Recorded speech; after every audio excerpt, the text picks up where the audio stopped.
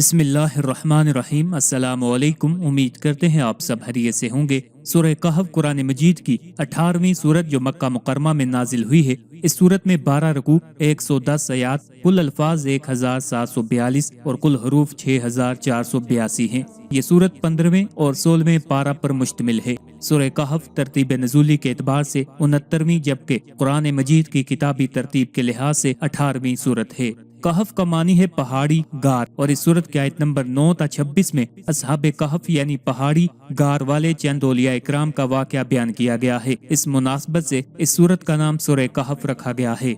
हाफिज इब्ने Jarir तबरी ने हजरत अब्दुल्ला बिन अब्बास रज़ी अल्लाह तआला अन्हु से सूरह कहफ का शान नज़ूल ये नकल किया है कि मक्का मुकरमा के कुछ सरदारों ने 2 आदमी मदीना मुनव्वरा के यहूदी उलमा के पास ये मालूम करने के लिए भेजे कि तौरात और इंजील के ये उलमा रसूलुल्लाह सल्लल्लाहु अलैहि वसल्लम के दावा नबूवत के बारे में क्या कहते हैं। यहूदी उलमा ने उनसे कहा कि आप हजूर सल्लल्लाहु अलैहि वसल्लम से 3 सवालात कीजिए। अगर वो इनका सही जवाब दे दे तो समझ लेना चाहिए कि वो वाकई अल्लाह ताला नबी हैं, और अगर वो सही जवाब ना दे सके तो इसका मतलब ये होगा कि उनका नबूवत का दावा सही नहीं है।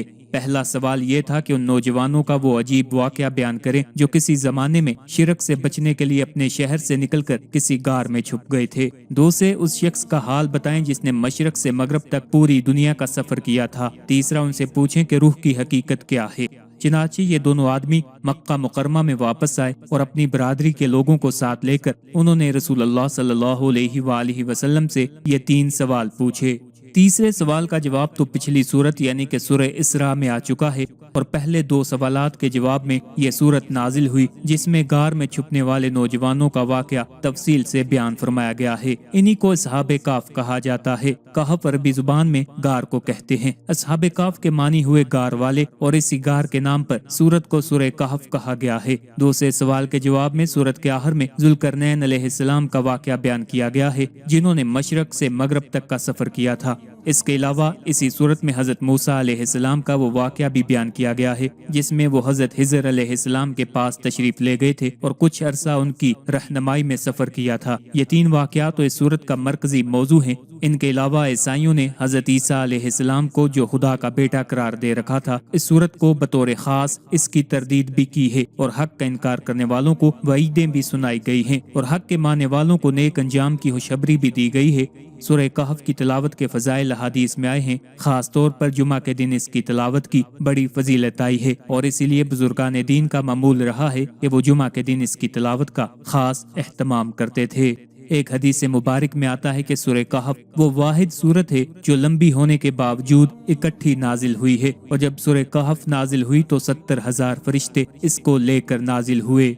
सूरह कहफ पढ़ने से घर में सुकून और बरकत नाजिल होती है। चिनाचे हजरत बुरा बिन आजिब रजी अल्लाह तआला अन्हु फरमाते हैं, एक मरतबा एक सहाबी रजी अल्लाह तआला अन्हु ने सूरह कहफ पढ़ी। घर में एक जानवर भी था, वो बिदकना शुरू हो गया तो उन्होंने सलामती की दुआ की और गौर से देखा कि क्या बात है, तो उन्हें एक बादल नजर आया जिसने उन्हें ढांप रखा था। उन सहाबी रजी अल्लाह तआला अन्हु ने इस वाकया का जिक्र जब रसूलुल्लाह सल्लल्लाहु अलैहि वसल्लम से किया तो आप सल्लल्लाहु अलैहि वसल्लम ने फरमाया, ऐ फलां कुरान पाक की तिलावत करते रहा करो। वो बादल सकीना था जो कुरान मजीद की वजह से नाजिल हुआ।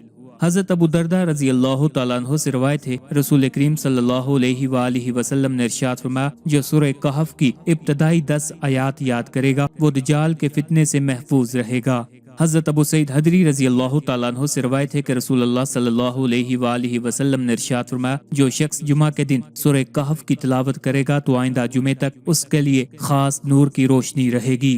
इस सूरत का मरकजी मजमून ये है कि इसमें नबी करीम सल्लल्लाहु अलैहि वसल्लम से असहाबे काफ और हजरत जुल्करनैन रजी अल्लाह तआला अन्हु के बारे में किए गए कुफार के सवालात का जवाब दिया गया है। चनाचे आयत नंबर 9 से लेकर 26 तक असहाबे काफ का वाकया बयान किया गया है, और इस वाक़े में उन लोगों के लिए एक बेहतरीन मसाल है जो अपने दीन और अकीदे की हिफाजत के लिए अपना वतन, अजीज, रिश्तेदार, दोस्त, अहबाब और अपना माल छोड़ देते हैं, क्योंकि असहाबे काफ चंद नौजवान मुसलमान थे जो कि बुत परस्त پست بادشاہ سے اپنے دین کی حفاظت کی خاطر سب کچھ چھوڑ کر ایک غار میں پناہ گزین ہو گئے تھے۔ اور آیت نمبر 83 سے لے کر 99 تک حضرت ذوالقرنین رضی اللہ تعالیٰ عنہ کا واقعہ بیان کیا گیا ہے، اور اس واقعے میں بادشاہوں اور حکمرانوں کے لیے بڑی عبرت اور نصیحت ہے، کیونکہ حضرت ذوالقرنین رضی اللہ تعالیٰ عنہ کی حکمرانی مشرق سے لے کر مغرب تک تھی۔ اس کے باوجود اللہ تعالیٰ سے ڈرنے والے، اس کے احکام کی اطاعت کرنے والے، اپنی رعایا سے شفقت اور مہربانی کے ساتھ پیش آنے والے اور ان کے ساتھ عدل و انصاف کرنے والے تھے۔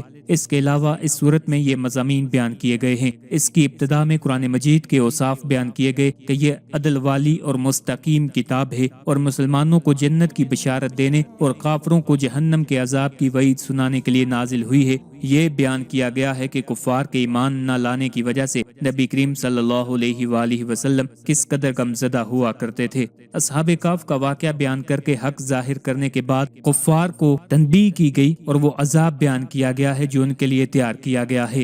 ایمان لانے والے اور نیک عمال کرنے والے مسلمانوں کی جزا جنت اور اس کی نعمتوں کو بیان کیا گیا ہے۔ ایک امیر آدمی جو کہ متکبر اور کافر تھا، اور ایک غریب آدمی جو کہ مومن تھا، ان کا واقعہ بیان کیا گیا تاکہ مسلمان اپنی تنگ دستی کی وجہ سے پریشان نہ ہو اور کافر اپنی دولت کی وجہ سے دھوکے میں نہ پڑے۔ دینوی زندگی کی ایک مثال بیان کی گئی ہے۔ فرشتوں کے حضرت آدم علیہ السلام کو سجدہ کرنے اور شیطان کے سجدہ نہ کرنے کا واقعہ بیان کیا گیا ہے۔ آیت نمبر 60 سے لے کر 82 تک حضرت موسیٰ علیہ السلام اور حضرت خضر علیہ السلام کا واقعہ بیان کیا گیا ہے۔ آخرت میں کفار کے اعمال برباد اور ضائع ہونے کا اعلان کیا گیا ہے۔ نیک عمال کرنے والے مسلمانوں کو ابدی نعمتوں کی بشارت دی گئی ہے۔ آخر میں یہ بیان کیا گیا اللہ تعالیٰ کے علم کی کوئی حد اور انتہا نہیں ہے۔ جمعہ کے دن کے معمولات میں سے 3 معمولات کا بہت زیادہ اہتمام کیا کریں۔ ایک یہ ہے کہ ہر جمعہ سورہ کہف کی تلاوت کیا کریں۔ دوسرا یہ ہے کہ جہاں آپ نے عصر کی نماز پڑھی ہے اسی جگہ پر بیٹھے بیٹھے 80 مرتبہ یہ درود پاک پڑھا کریں۔ اللہم صلی علی محمد النبی الامی وعلی آلہ وسلم تسلیما۔ جو شخص 80 بار جمعہ کے دن عصر کی نماز پڑھنے کے بعد اسی جگہ پر بیٹھ کر یہی درود پاک پڑھے تو رسول اللہ صلی اللہ علیہ وآلہ وسلم کا وعدہ ہے اللہ رب العزت اس کے 80 سال کے گناہ معاف فرماتے ہیں اور 80 سال کی عبادات کا اجر بھی عطا فرماتے ہیں۔ یہ کتنا آسان سا نسخہ ہے اور ہم کتنے نالائق ہیں کہ اس کو چھوڑ دیتے ہیں۔